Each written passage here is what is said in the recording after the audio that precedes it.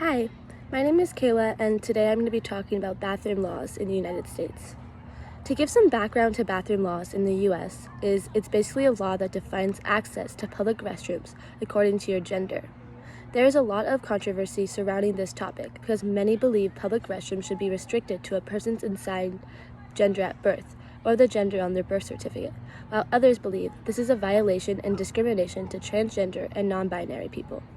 Many states have different laws and variations of this law that either protect or do not protect transgender and non-binary people when it comes to which bathroom they identify with. I believe public restrooms should be available to anyone that identifies as either gender, whether they are born as that or transitioned sometime in their life. Making laws, in my opinion, that affect certain individuals from using a bathroom is discriminatory.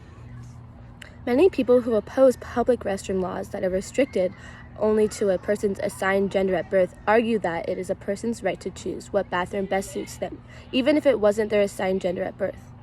Restricting them to use these restrooms is a violation of a person's right and is a form of discrimination.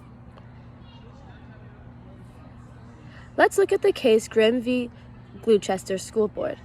In 2015, the American Civil Liberties Union and ACLU of Virginia filed a civil lawsuit against the Gloucester School Board because they implemented discriminatory bathroom policies that isolated transgender students from having the right to use bathrooms they identified with.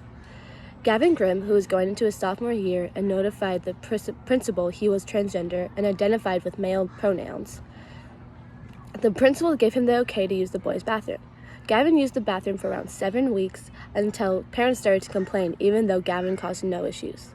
Parents took this complaint to the school board, claiming bathrooms should be assigned to gender from birth, and transgender individuals like Gavin should have to use private unisex bathrooms. This is when ACLU filed a complaint to the U.S. Department of Justice, saying that the policy violates Gavin's rights of federal laws that prohibits discrimination based on sex in public schools that are federally funded. While the case was going on, Gavin applied for an injunction, asking the court to allow him to still use the boys' restroom at the high school, but was initially denied. Gavin went on to graduate in 2017, still not allowed to use the boys' bathroom or locker rooms. On August 9, 2019, 4 years after the case was filed, the U.S. District Court of Eastern Virginia ruled that the school violated Gavin's rights under Title IX and the 14th Amendment. This is an example of how not allowing transgender and non-binary people access to bathrooms they identify with is a violation of their rights. There are only 18 states in the U.S. that have anti-discriminatory laws that include transgender people. That is 18 out of 50 states, which is way too little. Transgender people should have the right to decide whatever bathroom to use that best suits them, and this decision should be protected by their state. When it comes to private or separate bathrooms for only trans and non-binary people to use in public spaces, I believe this isn't a good solution. I think having them for anyone to use for comfort is good, but I think transgender and non-binary people should be able to choose to use the bathroom of their choice and not be isolated or alienated from cis people.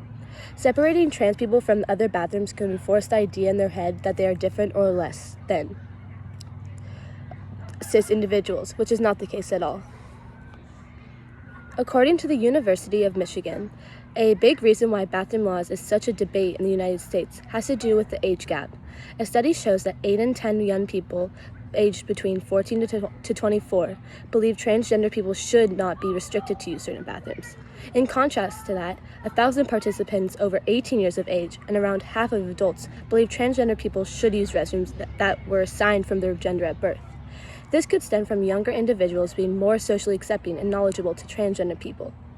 Other people most likely are not educated enough to understand, and this makes them socially not accepting to others who identify differently than what they are used to. I think it should be more of a goal to educate these older age groups because transgender and non-binary people deserve the same opportunities and rights as everyone else. One argument in favor of public restrooms access to be restricted on a person's gender identity assigned at birth is because people believe allowing transgender and non-binary people to pick the bathroom they identify with will cause an increase in harassment. They believe it could lead to sexual predators taking advantage of the laws and covering as a transgender person to harass and assault others. This could be a fair argument, however, there's no evidence showing that there was an increase in harassment when implementing these laws, according to CNN. They've reached out to 20 different law enforcement agencies in states that have anti-discrimination laws and found that there was no increase in these type of assaults when these laws were put in place. The only case that CNN found was in 2016, Seattle, Washington. A man undressed in a woman's restroom, but this is the only assault they were able to find, which shows it is not correlated to having these policies and an increase in assaults. It is actually more common for transgender and non-binary individuals to be the victim of harassment in public restrooms. In a survey conducted by UCLA's Williams Institute before anti-discrimination laws were put in place, 70% of respondents reported being denied access, verbally harassed, and physically assaulted in public restrooms. This shows that in reality, on average, the harassed is not usually cis individuals, but instead, it is the transgender and non-binary people who come into these restrooms. From this same survey, it showed 32% of transgender people limited the amount they ate or drank when out, just so that they wouldn't have to use public restrooms.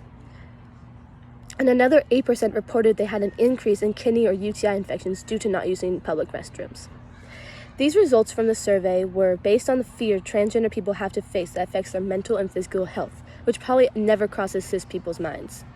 Overall, the only big argument people have when it comes to agreeing that restrooms should be restricted to a person's gender from birth is that it will increase harassment and sexual assault. But there is really no evidence to back it up. At the end of the day, it is just from people's fear and preconceived ideas of transgender people. To wrap it up, I believe transgender people deserve more than what the United States is giving them. I believe they are just as important and human as the rest of us. They deserve to have the right to choose whatever bathroom they identify with. And as a country, we should work together to ensure transgender people the right to do this, and to do so feeling safe and comfortable by the citizens around them.